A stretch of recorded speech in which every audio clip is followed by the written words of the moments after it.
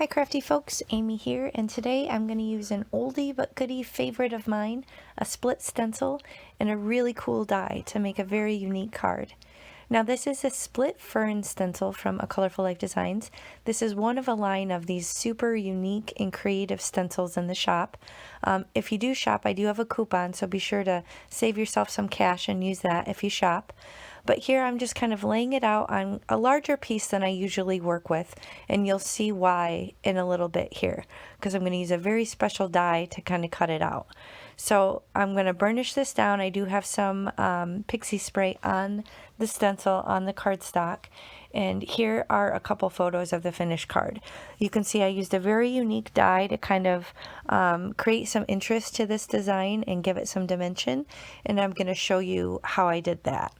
So to jump right into the ink blending, I'm using the Zen Garden ink set from Catherine Pooler, and then I also have the Paradise Found.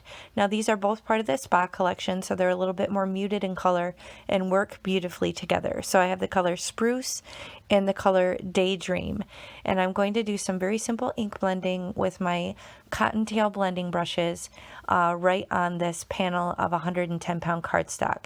Now this is Neenah Classic Crest Solar White, and I am kind of coming in pretty heavy-handed. I want this color to be really saturated and dark. So if you're familiar with Catherine Pooler inks, the ink pads tend to be pretty juicy and the color is very pigmented and rich, and that's really the look that I want to go for with this design. Now, I haven't used this particular die from the set before, so I'm not entirely sure that my plan is going to work, but in typical fashion, I'm just kind of winging it as I go, and I'm laying down this Daydream and really blending it into the spruce color. And I do kind of want to carry it all the way to the edge of this panel. This is actually just half a sheet of cardstock, so I just cut it right down the middle, knowing that I wasn't exactly sure how I was going to line up the die, so I didn't want to limit myself by ink blending directly on an A2 size panel like I normally would. So that's why this is a little bit different than I normally do, and I do have it held down with the magnets on my Wendy Vecchi Make Art Station, and again that pixie spray is really holding this delicate stencil in place. Now if you aren't familiar, these split stencils are gorgeous and they're so unique and different, and you get multi pieces of the stencil. There are a lot in the shop, so I will link not only this one but the other split stencils in the shop below in the video description box if you want to check it out. And then my coupon code AmyFan10 will save you 10% on your complete order if you shop. So I did use some low tack tape, and I ran this through my die cutting machine off screen, and now I'm poking out all these little slats that came out with this really cool unique die. I don't even think I realized the whole center bit was going to come out, so that kind of surprised me a little bit, and I thought, So again, I'm not really entirely sure what I want to do, and I want to make sure I don't lose the cool fern design. So I'm kind of thinking maybe I better leave the majority of the center part in place so I don't lose the design. So I'm just kind of looking at it and figuring out what I want to do, but I know I want to attach the main panel on the outside down directly to the card base, and then I'm thinking maybe I'll pop this up, but I want to take the frame part out. So I'm just kind of figuring out what I want to do, and then I thought, these little thin strips, these are little foam strips that I get from Amazon. I'll link those as well, but I'm going to cut them directly to size and then put those right on the inner slats, and then I can easily remove the outer frame of that, if that makes sense. If it doesn't, it'll become clear what I'm trying to say in a moment, but I'm putting these right only on the inner slats, not on the little tiny thin frame, and then I decide I need to try and keep it together. I want to keep these in order. I don't want them to fall out of this little frame while I'm working.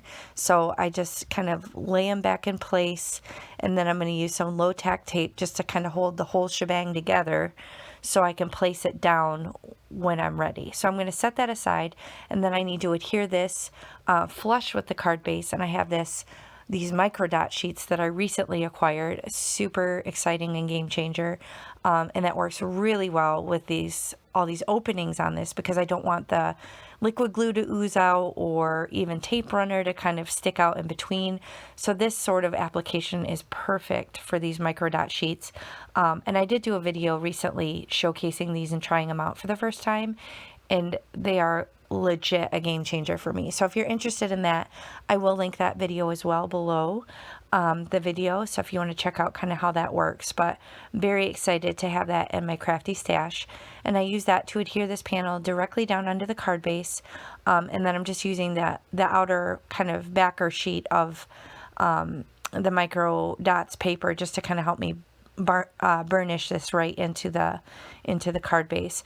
Now I'm carefully removing the backer tape or the backer paper from all of these little foam strips, and I'm trying to hold these in place. I have the low-tack tape kind of holding the strips in place for the most part, but this is a little fiddly. I want to make sure they don't move on me. I want them to stay exactly where they are within this frame, because I want them to be flush and even when I lay this down in the center. So I'm just kind of puzzle piecing this back in.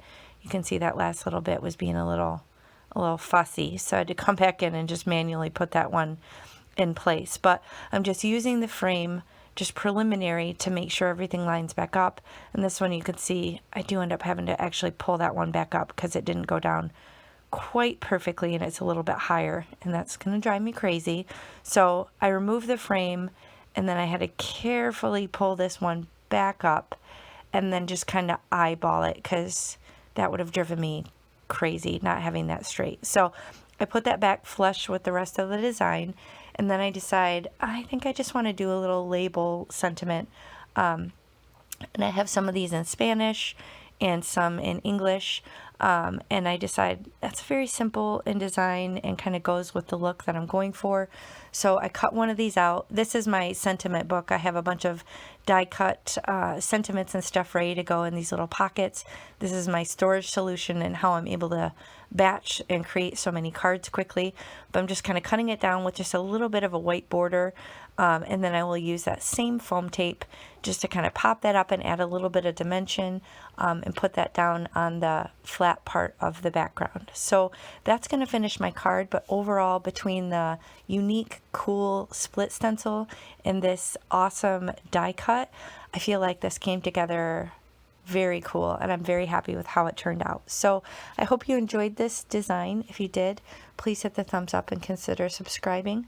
And yeah, I'll catch you next time. I really appreciate you spending time with me. Have a great day. Bye.